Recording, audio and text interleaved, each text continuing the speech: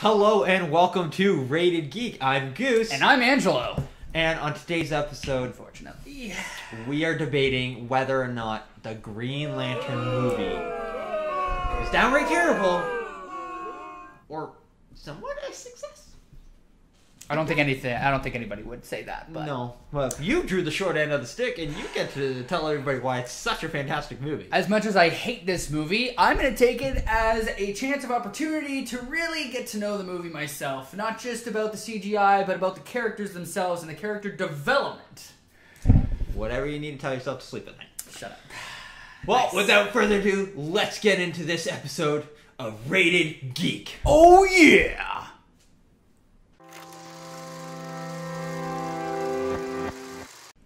So, Yes. Green Lantern. Green Lantern. So for anyone, there will be spoilers in this, 100%. Hoping you've seen the movie, or not. Not, you've probably heard horror stories about it. Yep, 100%. But I'll let you make the first move, because it's just going to be straight debate. Alright, here we go. What do you think? I would argue Yeah. that if Ryan Reynolds, as an actor, never played Green Lantern, he would never have actually gotten the idea to become a superhero and in a superhero role to then become the correct version of Deadpool. No, I do agree to that. Even though he did say, I'm pretty sure after Green Lantern, he was like, I'm never doing a superhero movie again. And then they approached him with the first Deadpool, and then he was like, yeah, this is too good to pass up. Yes. He learned his lesson from that too. Yeah, considering he killed himself as Deadpool 1, and then he also killed himself as Ryan Reynolds trying to do Green Lantern. Well, spoilers for Deadpool too. We said spoilers in general. You said spoilers for Green Lantern, I would say. Spoilers. But no, I would say that this iconic role, even though as much as... I want to go iconic. As much as they rushed the movie and they didn't really explain, they didn't go into any characters, at the same time, Ryan Reynolds got a taste of what it was like to be in a superhero movie. And because of that, I would again argue that that gave him a chance to understand the roles and how it can be played in the Marvel universe. Too bad it's DC, not Marvel. Or are you talking Marvel when he goes to... Yes, okay. yes. I'm talking when he goes to Marvel playing as Deadpool. Yeah, okay. Yes, trust me, I get it. Yeah, No, that's my point. That is my first point. I would agree that, like, this kind of gave him a bad taste, but at the same time, he was like, I can do better. Yes. Even though it wasn't his fault, he did what he was told. Yep. Which is what actors are supposed to do. Because I actually agree with you on that. So that I'll give you 1 point for that. 0. 1 point for you for that. I agree that if it wasn't for Green Lantern, Yes. we wouldn't have Deadpool. Correct. And Yes. Deadpool by far is one of the greatest, not even just superhero movies, but just movies out there. Mm-hmm. It's kind of like, would you say that you wouldn't want anybody else playing Deadpool right now? When it comes to live action, Yes. no. That's what we're talking about. Live action, he is Deadpool. 100%. 100%. Yes. Is he Green Lantern? Hell no. No. Hell no. But it gave him the inspiration. What's some other pros you got? I would say that, well, I watched the whole movie, to be honest, yesterday. Ugh. Because I haven't seen the movie in years, and even though I remembered how bad it was, I didn't really remember what actually happened, and I wanted to actually give a fair assessment of the movie itself. I just went off memory, watched YouTube clips, read articles. At the beginning of the movie, Yeah. a great explanation of the brief history of the Green Lantern Corps and how they came to be. At the very beginning of the movie. Okay.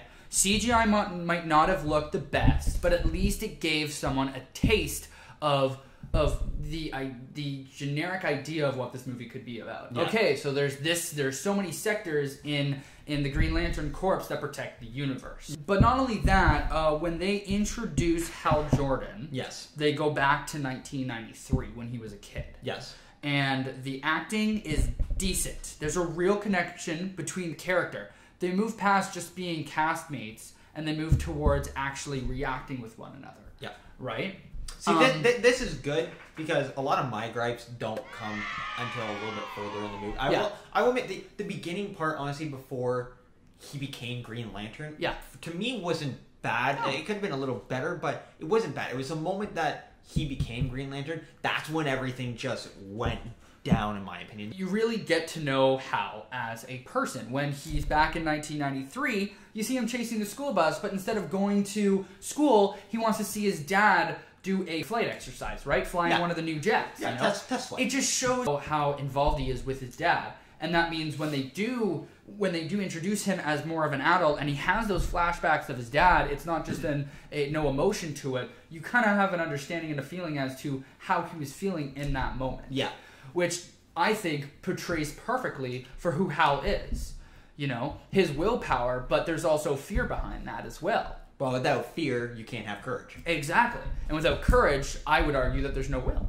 There isn't. But at the same time, like, just thinking back to, like, what happens later on in the film, being like, oh, fear, like, overcoming fear, like, you're courageous and everything, but the people that, like, let into fear and everything, it's like, are they not courageous at all then?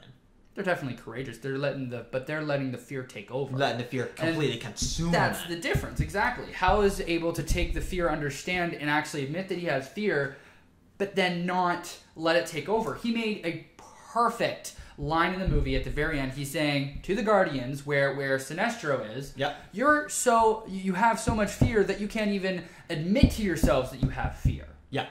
Right? And that's a point where they're just so engulfed in fear that they won't even admit that they have a problem with fear. Yeah. And that leads to the situation where they make the yellow ring for Sinestro because of how much fear they're in about Parallax. Yeah. Yeah, like story, it was okay at first, and then it just... Yes. Too much started happening. Mm-hmm. I honestly felt like it was like Spider-Man 3 all over again. Yes. Like, there's like, we have Parallax to deal with. We have Hector to deal with. Like, he's got his love life and everything. And it's like... So you're arguing that they were trying to introduce too many characters at once, and we really didn't know any of their backstories, and we couldn't, like, relate to them at all? Yeah, exactly. Okay. And also, it's like, he's a Green Lantern. He goes and spends one day training. In Oa. And now he's able to, like, save people and everything. It's not only that, he gets his ass kicked by Kilowog and Sinestro. So you would argue that, was he really getting trained, or was he just, like, he was a wuss in this? He was a wimp. And then he comes back to Earth, and he's completely, like, when the helicopter goes down and everything, he's just boom, boom, boom, saving everybody, and, like, flying around and everything. It's like, how would he know how to fly? Like, he was literally pushed off a building, and then he starts flying. Yeah. He's a badass. Like, Hal Jordan is a badass, right? He's cocky. Exactly. Well, one of the cockiest scenes in this film is when he's driving without his hands, wrapping a birthday present in newspaper, and almost getting in a car accident. That just shows that he has no fear, and that he has a shit ton of will to be able to do that without having to fixate on, I might crash and die. Yeah.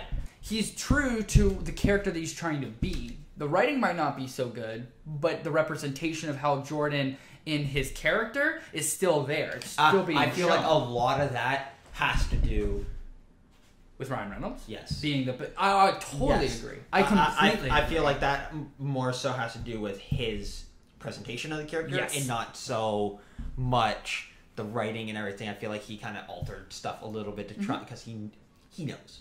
He's very good at playing Van Wilder in every single role that he does. Exactly. I mean, this is literally just Van Wilder wearing a green outfit. Deadpool is just a raunchy Van Wilder in a red outfit. Yeah. And when he's actually in the flight exercise and he's facing those two planes, he consistently is being told by his commanding officers that they're unbeatable. You can't beat them. But he was, without fear, able to decide, okay, well, I know one thing that they won't be able to do. Go 50,000 feet up in the air. It's not fear because he knows it, but he still chooses to do it even though he knows that his own plane could stall and he could die from it. Right? Yeah, I can see that. Like, I agree. You're constantly like, he's got the willpower. He's got the will. It's just proving that he has the willpower. That is 100% true. Yes. And then the moment, Parallax comes into the picture, Hector comes into the picture, he actually becomes Green Lantern. Yes. I think it just becomes a jumbled mess. So, we're going a lot into story. I feel like maybe we should touch on other stuff. Damn. Okay. Well, I know story's your only defense right now. Yep. Because the moment I go into anything else, you're screwed. I'm screwed. I am so screwed. But hit me with it. There is way too much CGI. I'll just say this. The thing that pissed me off the most his costume. Why did that have to be CGI? Oh, you mean how it was like alive and like there was like flowing and it was like crap? just crappy rubbery CGI, and like his mask, his face when he had the mask on almost looked like he wasn't even there. Yeah. Yeah, no. And like when the suit was on, he just looked like a floating head. He did. It doesn't make sense. You know, it really doesn't. I have to agree with you. The adaptations that they have done for Green Lantern in the comics and in animation, it's just a simple suit. Yeah. It's a simple green and black suit, yeah. right? Black. It's right here. But then they decided to just change it up and make it better by, Make it better, my ass. The costume, it bothers me that much that I blame all the CGI, because I know a lot of the CGI went into that costume. Yes, a lot. And you can tell. Like, you can definitely tell. Other than that, what really is their CGI? Him on Oa. Yeah, well, Parallax was a huge CGI. Don't even get me started about Parallax. Crap. And the aberrations that he makes. That's pretty much it. The CGI when he's doing the aberrations is fine. Yep. It's more so down to costume, just ridiculous. Parallax looked freaking fugly. He looked fugly. He didn't look like Parallax. No, he didn't. At all. They screwed up Parallax very much. They did. I mean, Parallax in the movie, he's a blob monster with a face. Yeah. But in the comics, he's like a yellow, like, bug-like creature almost. And like you can clearly tell that it's a bug-like creature, not a freaking blob of crap. Seriously, though. Now, let's talk about Hector a little bit. Do you think that there was progression with him throughout the film? A little bit, but they definitely messed some stuff up. Okay. Like, from what I remember and or have re-looked up and everything, he gets the power from Parallax and everything. Yep. And, you know, yellow ring and everything, where in actuality, it's the orange ring that he has power of. His brain sometimes grows so much that he's confined to a wheelchair and everything, and he literally has to, like, strap his head in the wheelchair. Or else his head will literally fall down because it's so big. I would agree. I also don't like how Hector was built up as Hal's enemy throughout the whole movie. They had the showdown, and then Parallax just shows up, looks at Hector like, "You're dead." Dead. It's like, but we were built up that Hector was the enemy the entire time, and then Parallax just shows up and been like, "Oh yeah, I gave you my power." Another character that was barely in the movie. Yes. And it sucks, was Sinestro. He was supposed to be kind of like a JJ kind of character. Yes. JJ, Jane Jonah Jameson, just so you know, Spider-Man. And he was barely in it. He was in it for like 3 or 4 scenes. Well, and when he was in it, he was a little bitch. Like, comparing to the cartoon shows and everything, especially Justice League War, the whole time he's just firing one-liners at, like, Batman, Flash, even Superman he's firing one-liners at. He's ballsy. And even Batman mentions, like, do you ever shut up? Yeah. And it's like, that's what I was wanting in all the fights and everything. He's just quiet as... He's got kind of like a Spider-Man Deadpool kind of personality in fights and everything. Like Spider-Man, he's witty, making jokes as he's fighting. I know as Hal was too and everything. And that's what I wanted from